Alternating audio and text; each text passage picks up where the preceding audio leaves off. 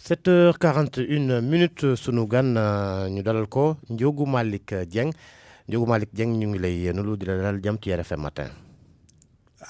waaw ñu ngi lay delloo nuyu bi ginnaaw bi ñu sante yàlla suñu borom tabaraka wa taala julli ci yonentam bu tedd bi Serigne Touba Mbacke suñu Serigne. yow yaay yor kàddu association de financement des professionnels des transports urbains di AFTU noonu la. waaw noonu la waaw. ëllëg samedi ngeen di organiser journée du transporteur édition bu 2020 ca Sébikotane lay amee fi nga xamante ne fa ngeen fas yéene def ab maakaan maanaam siège social bu AFTU waxtaan wa dana bëri lool waaye itam mën nañoo jàpp ne occasion la ngir ngeen féete fukki at ak juróom plutôt ci wàllu partenariat bi nga xamante ne AFTU mi ngi ciy yëngu ci wàllu dem beek dikk bi maanaam transport ma fas yéene ànd ak Mouhamed Alioune Ba ci waxtaan wi fukki at ak juróom tey te ëllëg ngeen fas yéene def journée du transport ndax AFTU mu ngi def liggéey gi nga xamante ne dëggantaan moo taxoon mu jóg. waaw gannaaw bi ñu sante yàlla suñu borom nuyu suñu mbokki transporteurs yi. nuyu suñu mbokki chauffeurs yi agri chauffeurs yi contrôleur régulateur ak mbooleem ñi nga xam ne ñi ngi yëngatu ci AFTU yëpp.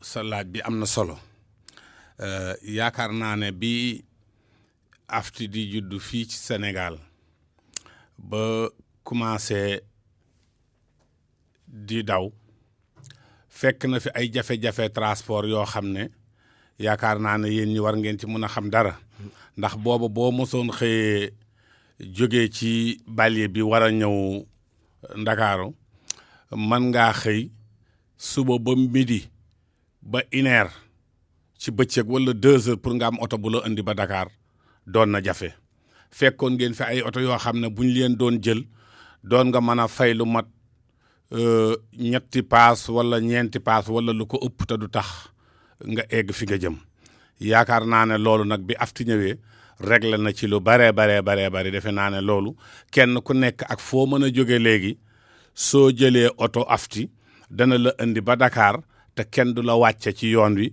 ngay jëlaat beneen oto. léegi waaye loolu teewul ba léegi mbirum transport mu ngi sooxe yéen loolu lañ ci fas yéene yokk. waaw xam nga.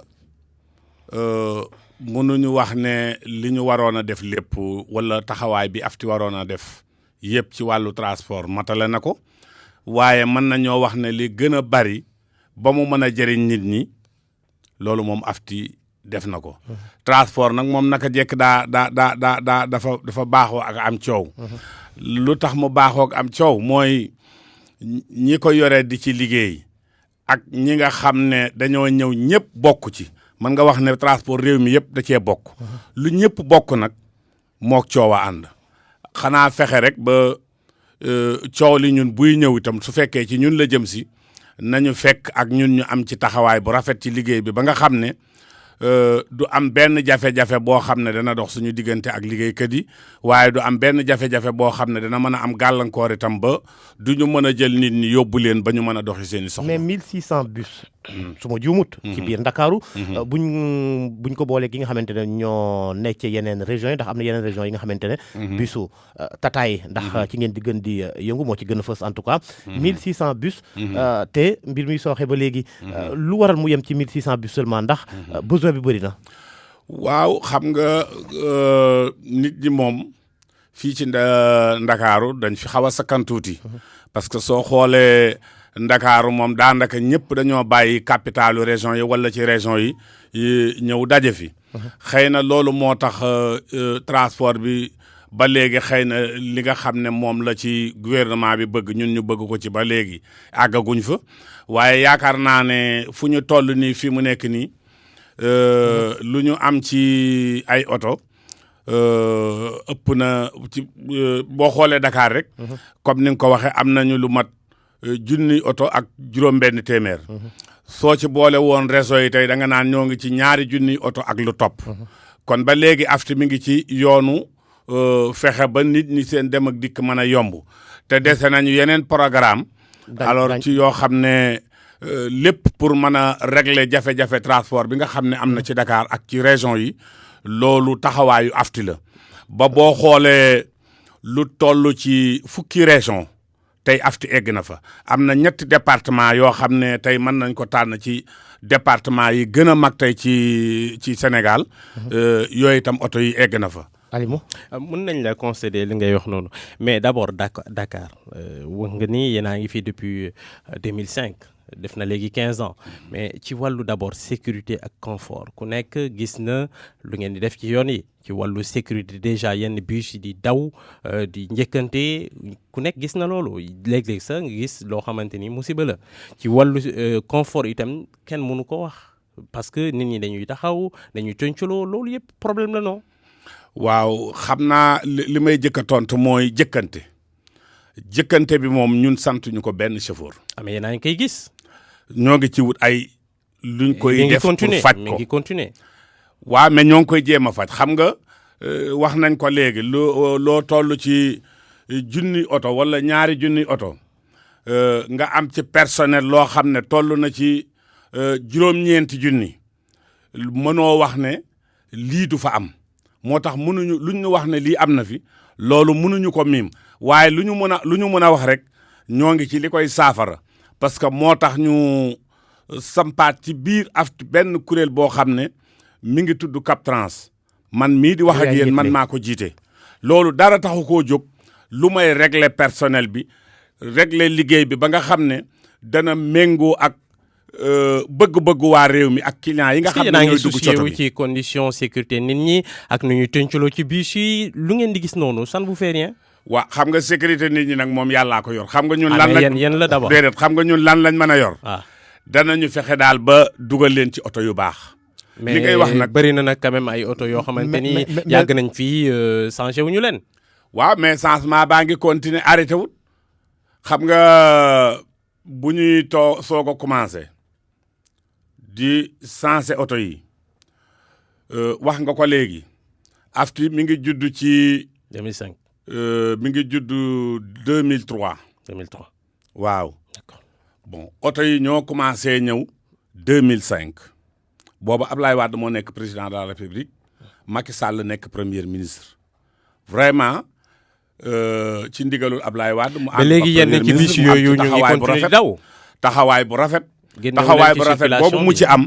looloo waral ñu continuer di def changement wu parc bi Macky Sall ñëwee continuer ko. ba mu dem ci région yi ba léegi wax laa na la dem na ci fukki région ak 7 département loolu itam ci njàmbaaru Macky Sall la ak taxawaayam moo ko indi ba mu toll foofu kon nag te léegi ba léegi changement bi jeexagul desewaat nañ yeneen car rapide ak njaganjaay yoo xam ne dañuy continuer changement boobu xëy na bu ñu yeggee ba changé car rapide yeeg njaganjaay ba benn desatu fi su boobaa nag dana fekk nag ñu mën a saafara bëgg-bëggu nit ñi ba lépp mat. ci ñaata at ngeen mën a def loolu. parce que def ngeen déjà 15 ans. waaw def nañu 15 ans mais am naa yaakaar ne jombut li nga xam ne moo des ci oto yi bareetul warul mun a yàgg au plus tard du egg 2 ans. war na jeex ñaata oto ñoo des. mën nañoo wax ne rek li des fi mu nekk nii matul 1000. waaw sànq wax nga ci wàllum kaaraange. est-ce que grawul yéen ngeen yor programme bi nekk AFTU di jël ay chauffeur di ñu naan ne mbirum kaaraange googu mbiru yàlla la. ndax yàlla béy sa tool. chauffeur geek ki ne ca biir moo war a njëkk a otu kaaraange ki nga xamante ne moom lay yëpp. waaw moo tax xam nga boo waxee kaaraange rek man foofu laa koy yóbbu ci yàlla waaye am nun suñu matuwaay lii suñu wàll ci kaaraange mooy nga am oto bu baax nga jël chauffeur bu am permis transport en commun nga jox ko nga defal ko formation te ñoo ngi am formation boo xam ne ñi ngi ko ànd ak CETUD chauffeur yi jaar ci ñun bala ngaa dawal oto bi danañ la jaarale foofu nga def formation su fekkente ne bii mbir mi xat na sax ba jaaruloo foofu danañ jël chauffeur yi nga xam ne ñoom ñoo jaar surtout ñu defal leen formation ba pare ñu defal la formation ngay soog a continuer ci liggéey bi. te loolu du noonu lañ koy bàyyi même ñi nga xam ne defal nañ leen formation ba pare sax danañu jéem di continuer léeg-léeg bu ñu toogee 3 mois wala 6 mois ba 1 an ñu dellu siwaat ñu jaarale leen ci formation parce que itam loo xam ne dañ koy soog a commencé di dox ndànk-ndànk la parce que soo xoolee ba Sénégal sosoo ba léegi transport bi fi doon dox kenn organisé wu ko woon dañ doon bàyyi chauffeur bi mu yore oto bi amul woon receveur apprenti lay wut fu ko neex yendoog oto fu ko neex fanaan ak oto mais tataay donte waaye sax amul pour organiser loolu nag moo tax bi tataay yi ñëwee ñu organiser ne apprenti amatu ci. mais apprenti yaa ngi ci tataay ba léegi apprenti yaa ngi ci tataay ba léegi. amul apprenti. am na oto yi nga xamante ne ñu ngi daw ci autoroute bi ñoom dañuy encaisser xaalis mais. waaw kooku ñooñu bokkuñu. afti wala ku ko def ci afti. loolu it bu ñu la gisee dañ lay jàpp. loolu dañ koy tere ci afti. afti dañuy tere ku encaisser képp client bu dugg ci oto bi da ngaa war a am ticket. client bu dugg ci oto bi suñ la dagalul ticket bu la neexee nga lànk ne du ma fay. mais monsieur Dieng au-delà de ça le problème bi mooy déjà conditions de travail wax nga sécurité. loolu tamit bokk na ci. am na benn moment boo xamante ni travailleurs dañoo surtout chauffeurs yi dañoo jógoon ne nu ngeen leen di liggéeyloo. xaw na métti moo tax quelque part. ngay gis yenn insécurité bi et puis joxoo leen ay salaires yu baax. wala sa jox leen ay papiers yu wóor. loolu yëpp est-ce que bokkul ci organisation boo xamante ni war ngeen ko dox. yéen daanaka xaalis moo leen intéressé. travailleurs yi duñu dara ci yéen. waaw d'accord xaalis moo ñu intéressé dañuy liggéey de pour am dara waaye chauffeur yooyu ngay wax duma la wax ne la ñëpp dañ leen a tegal conditions yi nga xam ne moom lañ war a def ak liggéeykat. am nañu tegu ci ay conditions comme ni ko liggéeykat yëpp di amee. am na ñoo xam ne eggaguñ foofu waaye ñu ngi ci yoonu loolu. wax naa la léegi looloo tax ñu taxawal Captrans lii taxawaayam mooy dana taxaw ci organiser liggéey bi ba nga xam ne képp kuy liggéey ci afti léegi da nga am embauchement wala nga am contrat. waaye dootoo liggéey ci loo xam ne amuloo embauchement wala contrat yooyu laa bëggoon ñëw sa jeex wax naa la léegi lu ma juróom-ñeenti junni. mënoo wax ne ñëpp am nañ contrat. waaye amul kenn ku mën a toog itam ne ñëpp amuñu contrat. mais justement pourquoi ñooñu di dawal ñi ngeen di jël ñenn ñi ci seen wàllu bopp amuñu contrat te loolee moo nekkoon li nga xamante ne moom lañ diggee woon jamonoy Abdoulaye Wade noonu la ko waxee woon moom Abdoulaye Wade. pour ay contrat dige bi ci liggéeykat du lu ñu digee rek teg ko ci wàllu transport conditions yi nit ñi di liggéeyee ak niñ leen war a jëlee loolu liggéeykat yépp ñoo ci bokk yem du ci wàllu transport rek waaye yaakaar naa ne société bu ngeen dem ci Sénégal tey. mais loolu du excuse da ngeen fa gis loolu du excuse. da ngeen fa gis ñoo xam ne. am nañu embauchement. am na ñoo xam ne dañoo am contrat am na ñoo xam ne dañoo am journalier. loolu ci liggéeykat yëpp la am du question ci wàllu transport rek. amul Ablaye Wade du Macky Sall koo xam ne da nga ñëw beral transport rek ne ko yow rek yaa war a mel nii waaye keneen warul mel nii. ñi yëngatu ci transport ak ñeneen ñi yëngatu ci yeneen yi yëpp ñoo bokk yem. léegi est-ce que aussi ci wàll woowu ba léegi laataa ñu ci li nga xamante ne moom xew-xewu suba gi. njëkkante gi ci télé bi wax nga ko sànq xëy na am na sax li nga xam ne jur na ko ci wàllu njombe est-ce que njëkkante boobu du ni li ñuy sas ñi nga xamante ne ñoom ñooy dawal pour ñu verser ko ci journée bi looloo ko waral te loolu itam am na leneen li ko waral moo di jël sa oto leb ko war a fay te war a respecter échéance bi. bépp chauffeur bu sab fii laa nekk ci rajo RFM bii di ko wax. bépp chauffeur bu ñu sas am nga droit lànk ñun ñi nekk ay kilifay afti nekk ci kaw dañuy tere loolu. am na chauffeur yoo xamante ni benn transporteur mu sas benn chauffeur. mais am na chauffeur yoo xamante ni bi ñuy def seen manifestation daaw je me souviens am na ñoo xam ne woon nañ sas boobu am na et puis dañuy am prime boo xamante ni par exemple boo dawalee nga am plus que keneen ki dañ lay jox prime.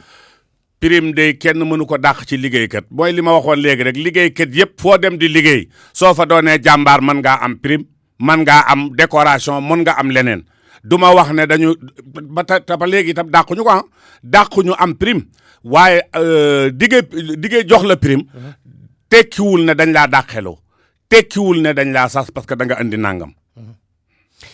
wax na ko sànq bi ñuy door ëllëg samedi journée du transporteur. ngeen fas yéene waxtaane lu bëri bokk na ci seen maakaan ba fële ca Sébikotane ca Diamniadio maakaan bi nga xamante ne xëy na financement bi bëri na yeneen comme ni ki Banque mondiale bokk na ci ñi ngeen di liggéeyee lu ëpp ñaata milliards lu ko siège social boobu war a jar. waaw gannaaw biñ sante yàlla suñu borom. ak lan moo war a doon dëggantaan ci biir ak siège social boobu lan la leen mën a yokk ci wàllu transport. sant président de la république Macky Sall ak gouvernement bu Sénégal yëpp rawatina nag suñu ministre xam nga kër googu. mën nañoo wax ne état la ndax afti état baa ngi ci biir. kenn mënu ci génne état. parce que ñoom ñoo ñu accompagner jàppale ñu ñuy liggéey bi ñu demee di liggéey ba am benn jamono ñu xam ne jekk na pour nag ñu am suñu benn kër boo xam ne danañ fa mën a daje pour mën a gën a daje defar liggéey bi ba mu gën a méngoo ak jamono. loolu nag ci la état jàpp ak ñun bor yi nga xam ne ñi ngi ko doon leb di ko rembourser ak intérêt ya ca doon tegu.